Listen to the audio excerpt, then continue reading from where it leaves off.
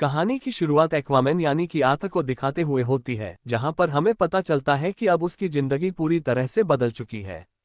वह अटलांटिस का राजा बन गया है और उसकी शादी मीरा से हो गई है, जिससे अब उनका एक बेटा भी है।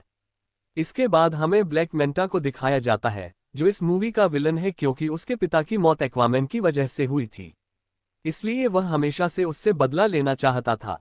वह अपने इसी बदले की आग में अपने सूट को और भी ज्यादा पावरफुल बना रहा था और इंतजार कर रहा था कि सूट के पूरा होने के बाद वह एक्वामैन को मार सके। फिर हमें दो वैज्ञानिकों को दिखाया जाता है, जिनमें से एक का नाम डॉक्टर स्टीफनसन है। वह एक मरीन साइंटिस्ट है जो समुद्र के नीचे की दुनिया पर रिसर्च कर रहा था और अटलांटिस के ऊपर काम कर रहा था।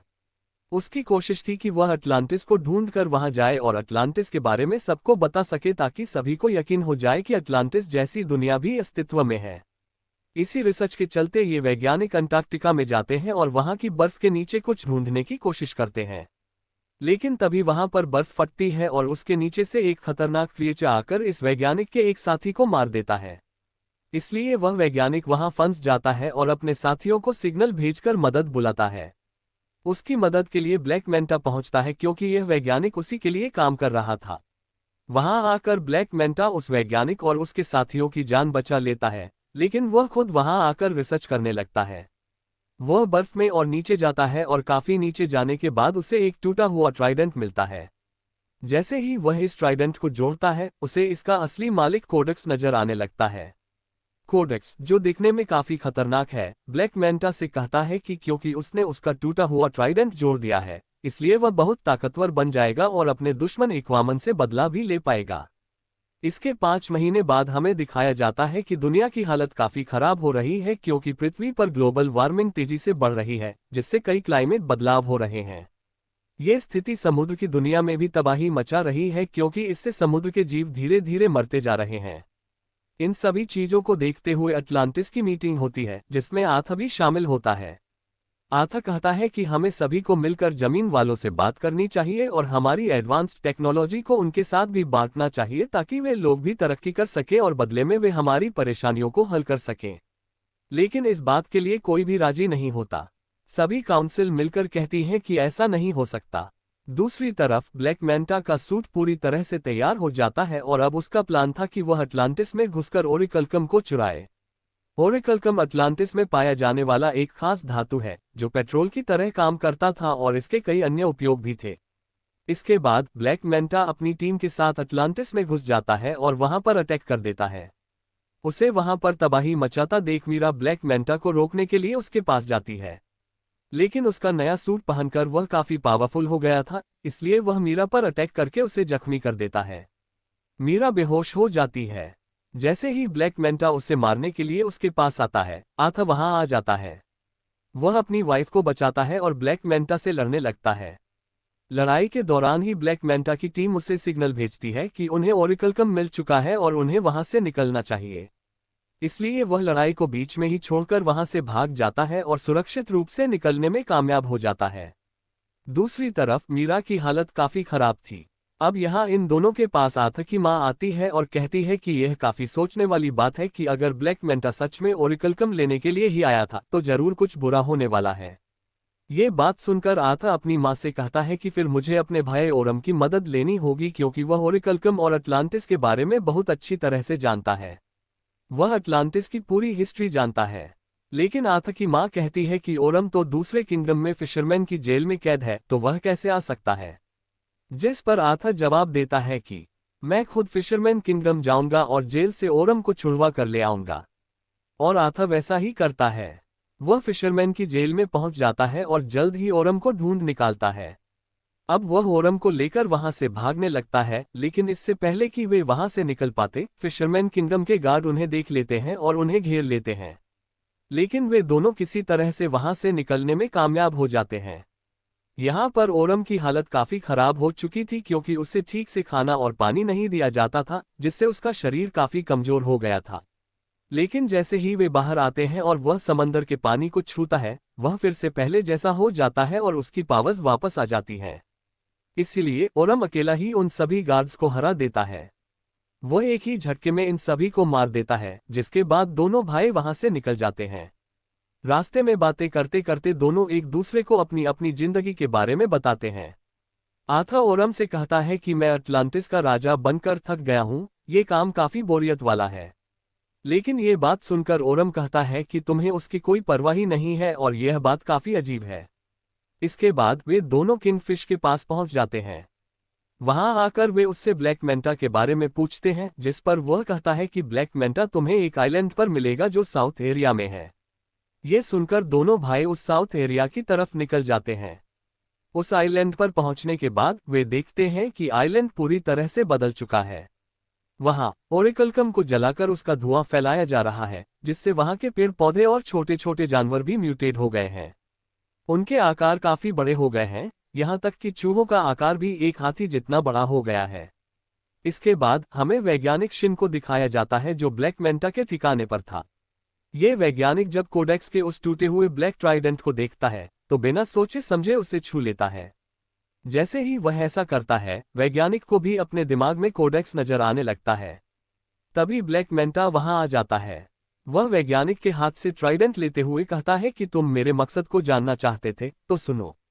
मेरा मकसद है कि मैं आथा और उसके पूरे परिवार को खत्म कर दूंगा। और अगर इसके लिए मुझे किसी शैतान से भी सौदा करना पड़े तो मैं तैयार हूं। दूसरी तरफ हमें आथा और ओरम को दिखाया जाता है जो ब्लैक मेंटा के ठिकाने को ढूंढते हुए वहां तक पहुंच गए थे। वहां पहुंचकर वे सबसे पहले वैज्ञानिक शिन से मिलते हैं। अब क्योंकि वह समझ गया था कि आथा और ओरम अटलांटिस से आए हैं, इसलिए वह उन्हें सब कुछ सच बता देता है। वह बताता है कि ब्लैक मेंटा का मकसद अटलांटिस को बर्बाद करना है। साथ ही वैज्ञानिक उन्हें उस ब्लैक ट्राइडेंट के बारे में भी बता देता है और यह भी कि जैसे ही उसे छूते हैं उसमें कोडेक्स यानी उसके मालिक की यादें दिखाई देने लगती हैं। वैज्ञानिक इन्हें ये सब बातें इसलिए बताता है ताकि ये लोग उसे अपने साथ ले जाएं। लेकिन तभी ब्लैक मेंटा के लोग उन पर अटैक कर देते हैं। आथा और ओरम बहादुरी से उनका मुकाबला करते हैं और ब्लैक मेंटा के साथियों को बुरी तरह से मारते हैं। तभी ब्लैक मेंटा अपना सूट पहनकर आ जाता है और दोनों से लड़ाई करने लगता है। लेकिन इसी बीच ओरम गलती से उस ब्लैक ट्राइडेंट को अपने हाथ में पकड़ लेता है और उसे भी कोडेक्स दिखाई देने लगता है, जिससे उसका लड़ाई से ध्यान हट जाता है। इसी कारण ब्लैक मेंटा उस पर हमला कर देता है और उसे काफी घायल कर देता है। इसके बाद ब्लैक मेंटा आथा से लड़ने लगता है। लेकिन तभी अटलांटिस की सेना पहुंच जाती है, जिसे आथा ने पहले से ही वहां आने के लिए कहा था, जिससे वहां की जगह तहस नहस होने लगती है और आथा एक पत्थर के नीचे दब जाता है। लेकिन तभी मीरा वहां पहुंच जाती है और उसे बचा लेती है। वे सभी लोग वहां से निकलकर एक सुरक्षित जगह पर पहुंच जाते हैं। ओरम वहां पर इन सभी को ब्लैक ट्राइडेंट के बारे में सब कुछ सच बता देता है। वह बताता है कि अटलांटिस को ढूंढने वाले उसके पिता थे और उनके पास भी एक ऐसा ही पावरफुल ट्राइडेंट था जो अब किंग आथा के पास है। लेकिन ओरम के पिता का एक भाई भी था जो और कोई नहीं बल्कि कोडेक्स ही था, और यह ब्लैक ट्राइडेंट उसी ने बनाया था। जिस तरह से आथा के पिता अटलांटिस के राजा किंगडम को चला रहे थे, वैसे ही कोडेक्स एक और किंगडम को चला रहा था जो कि डार्क किंगडम था। यह एक ऐसा स्थान था जहां खतरनाक प्राणियों और राक्षसों का राज था। असली परेशानी तब आई जब कोडेक्स ने अपना असली चेहरा दिखाया, क्योंकि वह अटलांटिस का ओरेकलकम चुराकर और भी पावरफुल बनना चाहता था। कुछ हद तक वह ऐसा करने में सफल भी हो गया था। उसने अपनी पूरी सेना को श्रापित करके उन्हें राक्षसों में बदल दिया। उसके ऐसा करने से अटलांटिस और बाकी समंदर के जीव मरने लगे, साथ ही अटलांटिस में बीमारियां भी फैलने लगीं। इन हालातों को देखकर अटलांटिस के राजा कोडेक्स को रोकने के लिए उसके सामने खड़े हो गए और उससे ये सब रोकने के लिए कहा। लेकिन कोडेक्स अपनी ताकत में इतना पागल हो गया था कि उसने अपने ही बड़े भाई किंग के साथ बगावत कर दी। इसके कारण दोनों के बीच युद्ध छिड़ गया। अटलांटिस के राजा ने कोडेक्स को हराकर उसे और उसकी सेना को बर्फ में दफन कर दिया। राजा ने अपने खून का इस्तेमाल किया, जिससे कोडेक्स एक जादुई कैद में बंद हो गया, जहां से उसका निकल पाना नामुमकिन था। ओरम आगे बताता है कि अब कोडेक्स ब्लैक मेंटा के दिमाग में घुसा हुआ है, क्योंकि वह उसका इस्तेमाल करके आजाद होना चाहता है। ये बात सुनकर आथा और उसकी माँ सब कुछ समझ जाते हैं। आथा की माँ कहती है कि हाँ, मैं भी कोडेक्स के बारे में जानती हूँ, क्योंकि जैसे राजा ने अपने खून का इस्तेमाल करके उसे कैद किया था, वैसे ही उसे आज़ाद होने के लिए राजा के ही किसी अपने का खून चाहिए। अब क्योंकि राजा का खून उनकी फैमिली के शाही लोगों में ही हो सकता है। ये बात सुनकर आथा समझ जाता है कि उसके बेटे की जान खतरे में है। आथा फौरन अपने घर आता है और देखता है कि सब कुछ बर्बाद हो चुका है। उसका घर जल रहा था और उसका बच्चा गायब था। आथा के पिता काफी जख्मी थे। आथा के पिता बताते हैं कि ब्लैक मैंटा यहाँ आया था और उसने ये सारी तबाही मचाई है। वह आथा के बेटे को भी ले गया है। इसलिए आथा और ओरम दोनों मिलकर आथा के बेटे को बचाने के लिए निकल पड़ते हैं। उनकी माँ उन्हें समझाती है कि हमेशा याद रखना कि तुम दोनों भाई हो और तुम्हें एक दूसरे का साथ देना है। वे दोनों ब्लैक मैंटा के ठिकाने पर हमला कर देते हैं, लेकिन अब कोडेक्स की ज्यादातर एविल आर्मी आजाद हो चुकी थी। वे उन पर हमला कर देते हैं। बाकी लोग बच जाते हैं, लेकिन मीरा के पिता फंस जाते हैं। तब ओरम जाकर उनकी मदद करता है और राक्षसों के चंगुल से उन्हें बचा लेता है। ये देखकर मीरा के पिता समझ जाते हैं कि ओरम एक अच्छा इंसान है। वे उसे भी लड़ने के लिए एक हथियार देते हैं। अंदर ब्लैक मैंटा के पास आथा का बेटा था। वहां पर वह वैज्ञानिक भी था जो बच्चे को बचाने का फैसला कर लेता है। वह बच्चे को लेकर भागने लगता है, लेकिन ब्लैक मैंटा उसे देख लेता है और उस पर हमला कर देता है। वह बच्चे को छीन लेता है और उसे मारने के लिए आगे बढ़ता है। तभी आथा आ जाता है और अपने बच्चे को बचाकर ब्लैक मैंटा से लड़ने लगता है। पहले उनकी काफी देर तक खतरनाक लड़ाई होती है, लेकिन फिर ब्लैक मैंटा आथा पर भारी पड़ने लगता है, क्योंकि कोडेक्स अब पूरी तरह से उस पर हावी हो चुका था।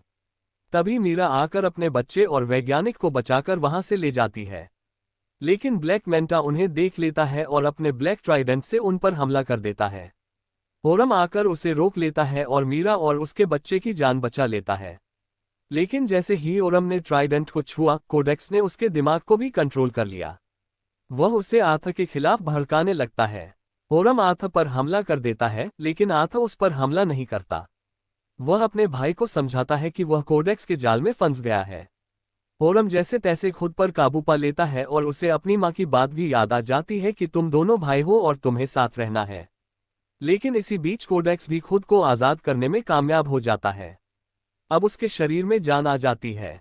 ओरम ट्राइडेंट को छोड़ देता है, लेकिन अब काफी देर हो चुकी थी, क्योंकि कोडेक्स अब जिंदा हो चुका था। आथा उसी ट्राइडेंट से कोडेक्स पर हमला कर देता है, लेकिन कोडेक्स बड़ी आसानी से उसे रोक लेता है।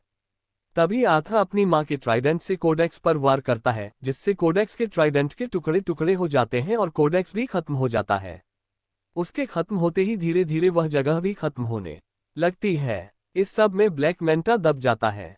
आथा उसकी मदद के लिए हाथ बढ़ाता है, लेकिन ब्लैक मैंटा मना कर देता है और पीछे गिर जाता है। आथा और उसके साथी वहां से बाहर निकल जाते हैं। बाहर आकर आथा ओरम से कहता है कि अब तुम आजाद हो। तुम्हें किसी भी जेल में जाने की जरूरत नहीं है। फिशरमैन की जेल में हम कह देंगे कि तुम वहां दबकर मर गए। तुम अब अपनी जिंदगी जियो, लेकिन समंदर की दुनिया में नहीं। अभी कुछ दिन जमीन वालों के साथ रहो। ओरम भी अब आथा को अपना भाई मान लेता है। उसकी गलतफहमियां दूर हो जाती हैं। वह आथा से कहता है कि तुम एक अच्छे राजा हो और अटलांटिस को तुम्हारे जैसे राजा की जरूरत है। फिर वह वहां से चला जाता है। इसके बाद आथा अटलांटिस को दुनिया के सामने ले आता है। वह अपने किंगडम के बारे में सब कुछ जमीन वालों को बता देता है। वह कहता है कि अब हम अटलांटिस की तकनीक को मिलकर साझा करेंगे और हम सब साथ मिलकर दुनिया को और भी बेहतर और ताकतवर बनाएंगे। इसी के साथ इस कहानी का अंत हो जाता है। दोस्तों, अगर आपको ये कहानी अच्छी लगी हो तो वीडियो को लाइक करें और चैनल पर नए हो तो चैनल को सब्सक्राइब भी कर लें। मिलते हैं अगली वीडियो में।